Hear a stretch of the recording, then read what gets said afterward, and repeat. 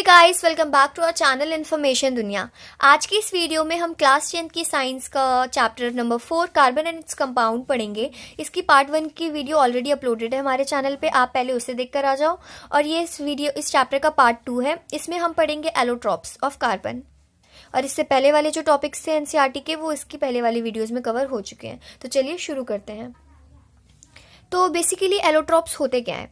Allotropes के लिए मैं आपको एग्जांपल बता देती हूँ। जैसे कि एक कंपनी है, सपोज अप्सरा एक कंपनी है। अप्सरा क्या कर रही है, वो अपनी कंपनी के ही नाम पे और चीज़ें बना रही है।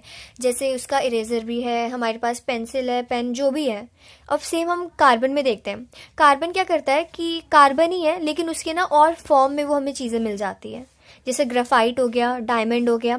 Atoms of same element arranged in different in same physical state with different properties.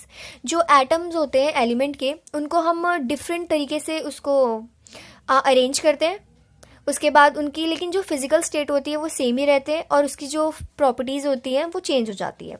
तो कार्बन के सबसे पहले 2 ही फॉर्म है, ग्रेफाइट और डायमंड, जो कि हमें इस क्लास में पढ़ने हैं। और भी हैं, 3 हैं। जो एनसीईआरटी क्लास 10th है उसमें 3 दे रखे हैं, पर मेन 2 हैं। हम तीसरा भी पढ़ लेंगे। तो ग्रेफाइट एंड डायमंड हो गया। सबसे पहले देख लेते हैं कि एलोट्रॉप्स की प्रॉपर्टीज क्या है। तो जो डेफिनेशन में है ना, atoms of same element arranged in different in same physical state with different properties, वही उसकी प्रॉपर्टीज में भी हम लिख सकते हैं पॉइंट में। तो पहला पॉइंट है इसका, atoms of same element, same physical state, different properties, different arrangement. बस ये 4 पॉइंट लिख देना है। व्हाट इज ऑलोट्रॉप्स और इनकी प्रॉपर्टीज क्या है, ये हो गया। तो अब हम स्टार्ट करते हैं कि ग्रेफाइट से। ग्रेफाइट क्या होता है? ग्रेफाइट के अंदर एक कार्बन को 3 कार्बन के साथ अटैच किया जाता है। एक कार्बन मॉलिक्यूल को 3 के साथ। 1 carbon is attach to 3 other carbon atoms. इसका जो स्ट्रक्चर होता है वो लेयर स्ट्रक्चर होता है। ग्रेफाइट कहाँ होता है पहले तो पता है?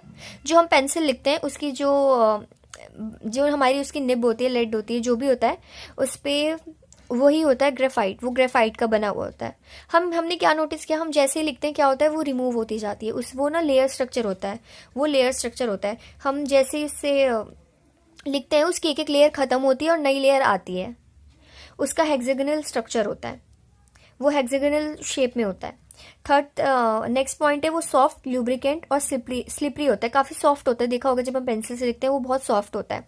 वो 2 डायमेंशनल होता है और no strong bonding among layers. ये बात तो है ही, क्योंकि जब हम लिख रहे होते हैं पेंसिल से तो क्या होता है, फटाफट से लेयर उतर रही होती है। इसका मतलब क्या है, नो स्ट्रॉन्ग बॉन्ड। तो ये ग्रेफाइट के बारे में कुछ पॉइंट्स है, काफी सिंपल। अगर क्योंकि ये चीज आ सकती है एनसीईआरटी के अंदर, उन्होंने दे रखा है। आप नेक्स्ट पे एक जो कार्बन वाला जो टॉपिक खत्म होगा उसके जो नेक्स्ट पेज पे ही अलग से ही दे रखा है, अलग ही बॉक्स बना रखा है इन्होंने पूरे फुल पेज पे। उसमें ये एलोट्रॉप्स के बारे में है। उन्होंने वहां पे 3 एलोट्रॉप्स है। तो हमने ग्रेफाइट के बारे में क्या पढ़ा, 1 carbon is attach to 3 other carbon atoms. Layer structure होता है, हेक्सागोनल स्ट्रक्चर होता है, सॉफ्ट होता है, 2 डायमेंशनल फिगर होती है इसकी, सॉलिड होता है और no strong bonding among layers. ये सिंपल सी चीज थी। अब हम देखते हैं ग्रेफाइट का नेक्स्ट पॉइंट। जो ग्रेफाइट होता है वो गुड कंडक्टर ऑफ इलेक्ट्रिसिटी होता है। तो इससे पहले लास्ट वीडियो में भी मैंने बताया था, हम कब कहेंगे किसी भी एलिमेंट को, किसी कंपाउंड को कि ये गुड कंडक्टर है इलेक्ट्रिसिटी का? हम उसे तब कहेंगे जब उसके पास होंगे फ्री इलेक्ट्रॉन्स।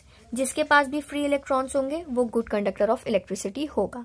अब मैं आपको ये सेपरेट बता देती हूँ कि कैसे हम ग्रेफाइट को कहते हैं कि वो एक गुड कंडक्टर ऑफ इलेक्ट्रिसिटी है।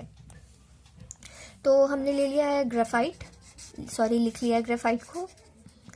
तो हम अभी मैंने आपको क्या बताया, ग्रेफाइट क्या होता है, जिसके अंदर एक कार्बन मॉलिक्यूल को 3 कार्बन मॉलिक्यूल के साथ किया जाता है अटैच। ओके, ये होता है graphite. 1 carbon molecule is attached with the 3 other carbon molecules. Okay, और अब हम कह रहे हैं कि ये पुअर कंडक्टर है, गुड कंडक्टर है। और मैंने बताया कि गुड कंडक्टर तब होगा जब उसके पास होंगे फ्री इलेक्ट्रॉन्स। ओके, अब हम देखते हैं इसके पास फ्री इलेक्ट्रॉन कैसे होते हैं। Carbon atomic number 6, electronic configuration 2 और 4 हो गया, डन। आउटर मोस्ट शेल में कितने, 4। हमने लिया कार्बन 1 2 3 4 लिख दिया। आउटर मोस्ट वाले को हमेशा रिप्रेजेंट करते हैं। अब इन्होंने क्या किया, सिर्फ 3 को अटैच करना है, 3 अटैच भी कर दिए, डन। अब ये चौथे का क्या होगा, चौथे को तो अटैच करने के लिए कुछ है ही नहीं। तो ये जो चौथा है यही होता है फ्री इलेक्ट्रॉन और यही हेल्प करता है इलेक्ट्रिसिटी को पास कराने में, इसलिए हम इसको कहते हैं गुड कंडक्टर। सिंपल चीज़ क्लियर हो गई कि हम ग्रेफाइट को गुड कंडक्टर क्यों कहते हैं। ग्रेफाइट ही नहीं और भी किसी कंपाउंड को हम गुड कंडक्टर कह रहे हैं और किसी को नहीं कह रहे हैं, क्यों?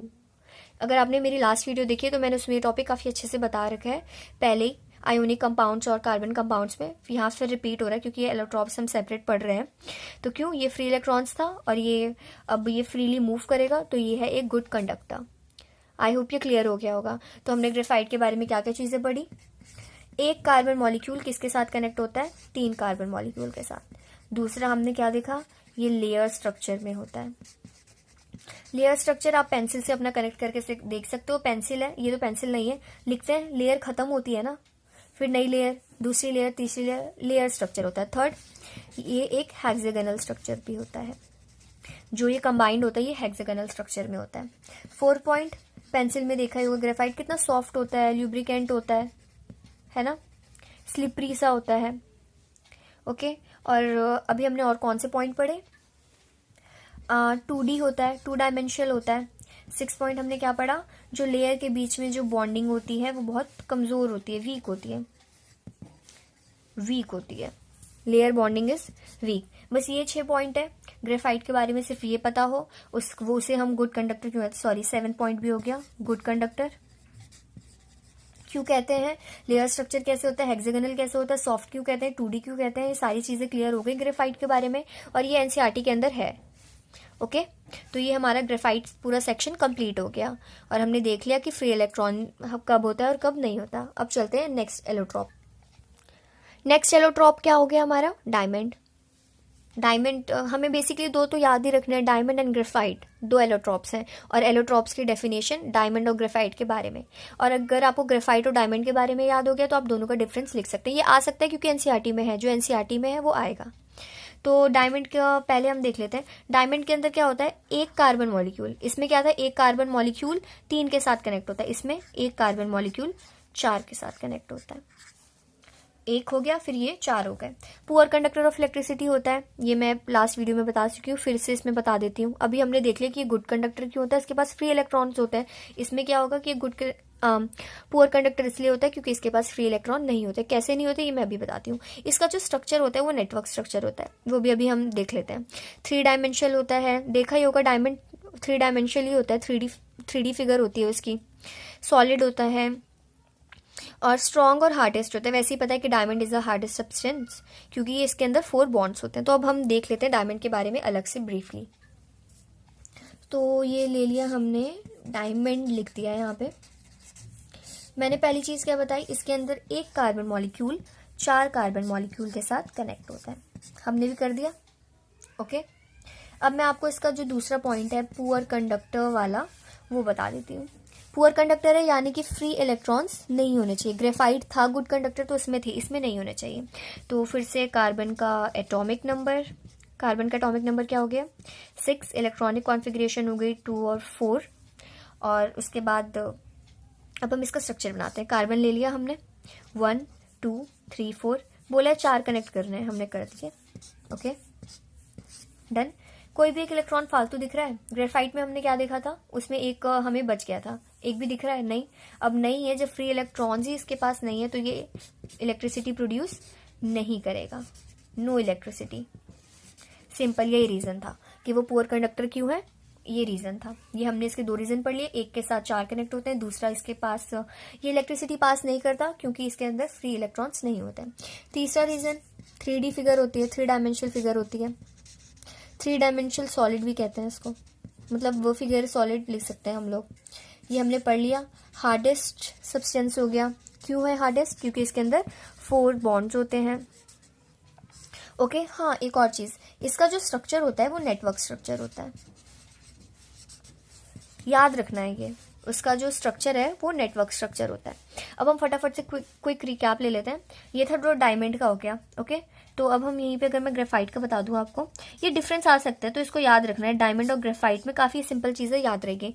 इसमें एक के साथ 4 कनेक्ट हो रहे थे, इसमें क्या था पहला पॉइंट, एक के साथ 3 कनेक्ट हो रहे थे। ये पुअर कंडक्टर है, ये क्या था, गुड कंडक्टर। ये 3D फिगर था, ये था 2D फिगर।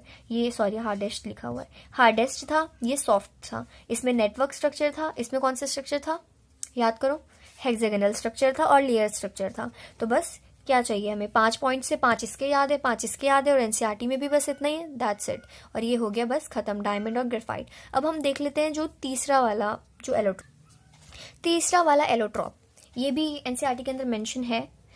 इसको कहते हैं C60, जिसका नाम एक बकमिनिस्टर फुलर, ये नाम भी पता नहीं याद रहेगा कि नहीं रहेगा, पर क्या पता आ जाए। बकमिनिस्टर फुलर एक साइंटिस्ट थे, उनके नाम पर ही इसका नाम रखा गया था फ्लोरेंस।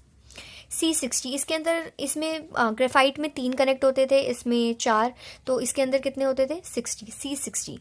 इसका स्ट्रक्चर होता है फुटबॉल की तरह, इसका स्ट्रक्चर होता है, फुटबॉल देखिए ना, ऐसे करके कुछ सर्कल होता है, फुटबॉल होते हैं, और इसके अंदर 60 मॉलिक्यूल्स होते हैं कार्बन के।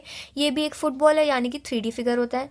एक नेटवर्क स्ट्रक्चर होता है, नेटवर्क की तरह ये कनेक्ट होता है, एक सॉलिड है। बस ये इतनी सी बात है, इसका नाम अगर याद हो जाए वही बहुत बड़ी मेहरबानी है, बकमिनिस्टर फुलर, और इसका नाम क्या पड़ गया था, फ्लोरेंस, सिंपल। और इसी के साथ जो हमारा एलोट्रॉप्स ऑफ कार्बन है, इसका ये टॉपिक फिनिश होता है। मिलते हैं हमारी नेक्स्ट वीडियो में। अगर आपको हमारी ये वीडियो पसंद आई हो तो वीडियो को लाइक करें, शेयर करें, चैनल को सब्सक्राइब करें, and thank you so much for watching our video. और आप हमें कमेंट सेक्शन में भी बता सकते हैं कि आपको और किस टाइप की वीडियोस देखनी है।